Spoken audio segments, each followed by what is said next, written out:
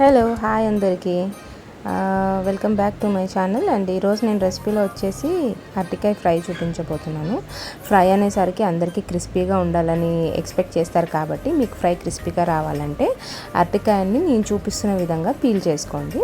అలా ఎడ్జెస్కి మనము కట్ చేసుకొని ఆ అరటికాయ కొంచెం థిక్ ఉంటుంది కాబట్టి ఆ తోలుకి ఇట్లా కాట్లు పొడవుగా పెట్టుకొని మెల్లమెల్లగా అదంతా తీసేయండి అనమాట. నేను చూపిస్తున్న విధంగా అది అలా తీసేసినప్పుడు ఏమవుతుందంటే అరటికాయ అనేది బ్లాక్గా టర్న్ కాదు అండ్ మనకి అంటుకోదు కూడా. సో ఇలా తీసేసుకొని అవి శుభ్రంగా కడిగి మీకు ఇష్టమైన షేప్లో కట్ చేసుకొని ఫ్రై చేసుకోవటమే. సో ఫ్రై కోసం మనం ఫస్ట్ అయితే ఆయిల్లో ఆవాలు, జీలకర్ర, వెల్లుల్లిపాయలు, పల్లీలు, ఎండుమిరపకాయలు, మినప్పప్పు, కరివేపాకు ఇవన్నీ వేసి మంచిగా ఫ్రై చేసుకున్నాక ఇవన్నీ కూడా తీసేసి ఒక బౌల్లోకి పెట్టేసుకోండి.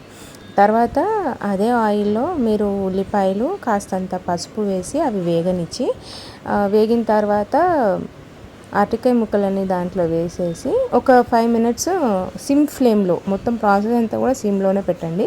సిమ్ ఫ్లేమ్లో ఒక 5 మినిట్స్ మగ్గించుకొని పసుపు అంతా ముక్కలకి పట్టేటట్టు కలుపుకోండి. అండ్ కలిపేటప్పుడు మీరు గరిటె కూడా కొంచెం ఫ్లాట్గా ఉన్నది తీసుకోండి, ఎందుకంటే ముక్కలు ఊడిపోకుండా. సో కలిపిన తర్వాత అందులోకి ఉప్పు, కారము, ధనియాల పొడి ఇవన్నీ వేసి మళ్ళీ ఒకసారి కలుపుకోండి.